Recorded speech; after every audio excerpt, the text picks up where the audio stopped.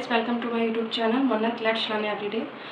तो सबसे पहले मैं आपको बता देती हूँ जो मैंने आगे की क्लासेस में पहले क्लासेस में डाल रखा है एनवायरनमेंट में। What is pollution, types of pollution, और उसमें सबसे पहले जो मैंने टॉपिक आपके साथ शेयर किया था, लेक्चर आपको जो बताया था वो हमारे एयर पॉल्यूशन से रिलेटेड था।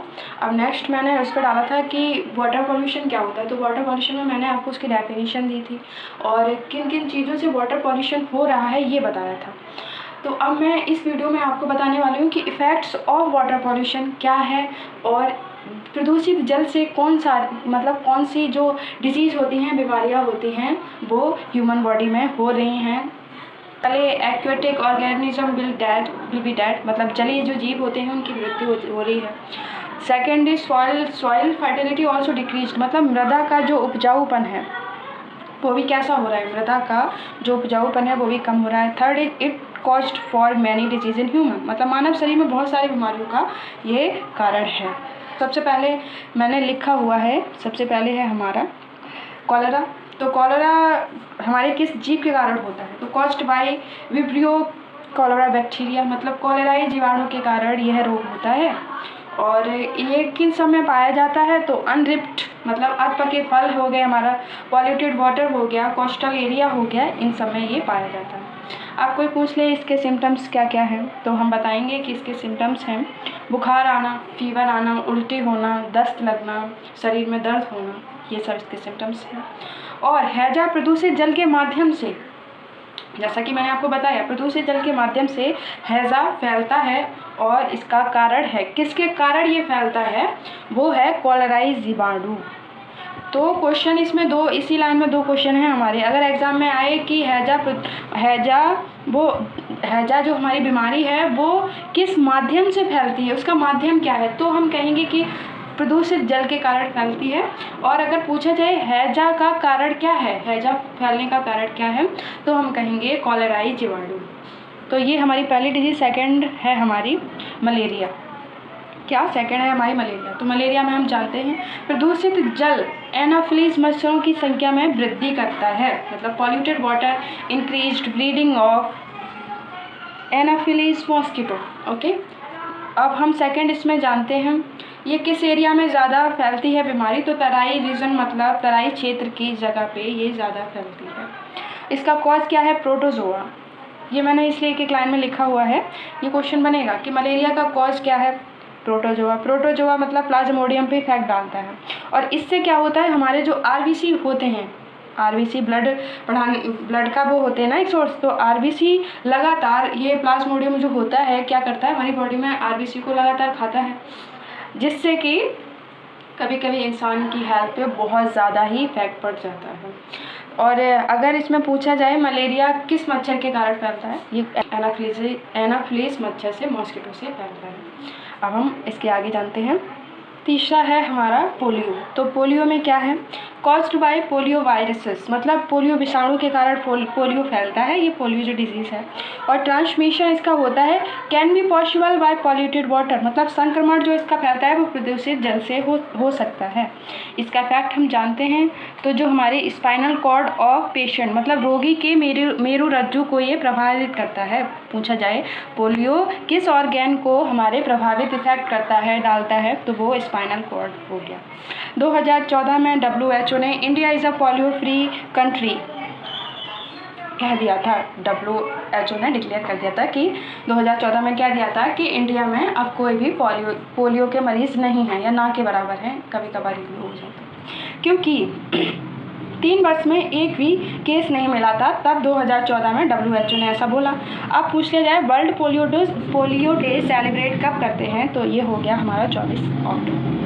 अब इसी में हम जानते हैं हमारी फोर्थ डिजीज़ कौन सी है। जैसा कि मैं आपको दिख रहा है, मैंने लिखा हुआ है, ये आपको दिख रहा होगा शायद, आर्सेनिकोसिस।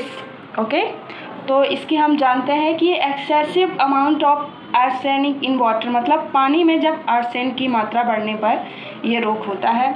और इसके सोर्स क्या हैं, तो इसके सोर्स हैं सिल्ट, मतलब गाद, रॉक्स, फर्टिलाइज़र और पेस्टिसाइड्स, मतलब गाद। इसके जो सोर्स हैं, तो गाद हो गया चट्टान, उर्वरक और कीटनाशक। मतलब कि mixed in water as a organic substance. ये कीटनाशक पानी में अकार्बनिक पदार्थ के रूप में मिल जाता है। ओके, ये जो आर्सेनिक डिजीज़ है, सबसे ज़्यादा इसका जो पॉइजनियस जो रूप है वो है AS3। ये स्टार लगा लीजिए, पूछ लिया जाता है, ये क्वेश्चन आया भी है। पॉइजनियस जहरीला है, और ये इसका क्या वो होता है कि ड्रिंकिंग वाटर के जरिए ये ह्यूमन बॉडी में पहुंच जाता है, और ये भूमिगत जल मतलब ग्राउंड वाटर से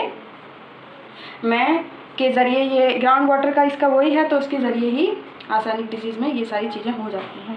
अब ये इम्पोर्टेंट चीज़ है कि अगर भूमिगत जल में इसकी मात्रा 0.05 mg या फिर हम लीटर से इसे करें, इससे लेस देन है, कम है, तो ये नॉर्मल वाटर है, और इससे ज़्यादा हो जाए तो हम इसे पॉल्यूटेड वाटर कहते हैं।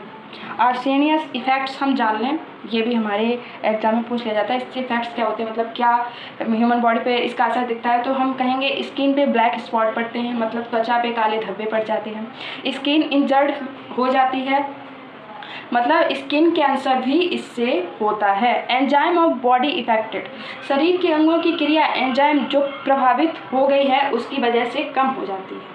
ओके, इसमें मैंने एक नोट लिखा हुआ है, ये इम्पोर्टेंट है कि in Ganga river as amount found resource, Ganga में AS पाई जाती है, इसका अमाउंट पाया जाता है, इसका रिसोर्स क्या है, हिल mountain.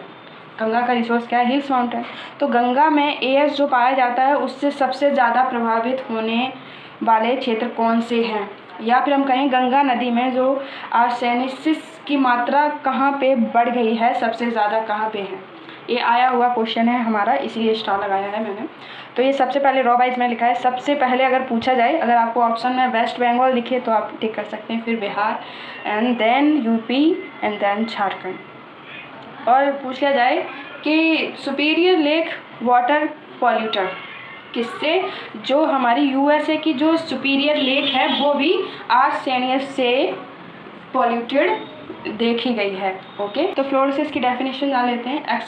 Excessive amount of fluorine की मात्रा पानी में बढ़ने पर होता है, और अगर 1.5 mg या लीटर से ज़्यादा हो जाए तो पॉल्यूटेड, अगर कम रहे तो नॉर्मल वाटर कहेंगे, मतलब इससे ही लेस देन रहे तो वो नॉर्मल वाटर रहता है, underground water.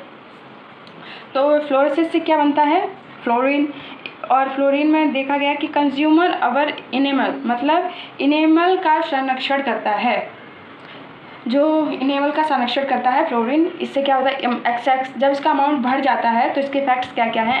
Excessive amount of water, सबसे पहले टीथ स्पॉट, दांतों पे धब्बे, then bones and muscles will be weak, हड्डियाँ मुड़ना शुरू हो जाती हैं और कमज़ोर भी होने की वजह यही है, इसका ज़्यादा होना, इसके अमाउंट का एक्सेसिव होना। Third, and then typhoid. तो टाइफाइड एक जीवाणु जनित बीमारी है, ये सल्मोनेला टाइफी जीवाणु के कारण होता है। ये बीमारी प्रदूषित जल तथा भोजन के माध्यम से फैल सकती है तथा एक रोगी द्वारा प्रयोग किए गए वस्तुओं से भी फैल सकता है। फॉर एग्जांपल वॉशरूम, मतलब अगर किसी टाइफाइड वाले रोगी ने अगर कोई वॉशरूम यूज़ किया है तो वो पॉसिबल है कि जो उसके जीवाणु हैं वो वहाँ रह गए हों। अगर कोई और एकदम इमीडिएट जाके या फिर उस जगह की ठीक सफाई ना हुई हो और कोई वहाँ जाके अगर वॉशरूम वो यूज़ करता है तो वो भी उससे इफेक्ट हो सकता है। एंड इसके सिम्टम्स देखे जाते हैं, वो सबसे पहले तेज़ बुखार, एंड देन शरीर तथा जो हमारी पेन क्रियाज होती हैं उसमें बहुत ज़्यादा पेन फील होता है। तो ये कुछ इम्पोर्टेंट फैक्ट्स थे हमारे पॉल्यूटेड वाटर से इफ़ेक्ट्स, और पॉल्यूटेड वाटर से इफ़ेक्ट्स और डिजीज़ थी जो इम्पोर्टेंट थी, एग्जाम पॉइंट ऑफ व्यू से इम्पोर्टेंट थी, इसलिए मैंने आपके साथ ये लेक्चर शेयर किया है। आई होप गाइस आपको वीडियो पसंद आया। Thank you so much guys for watching this video.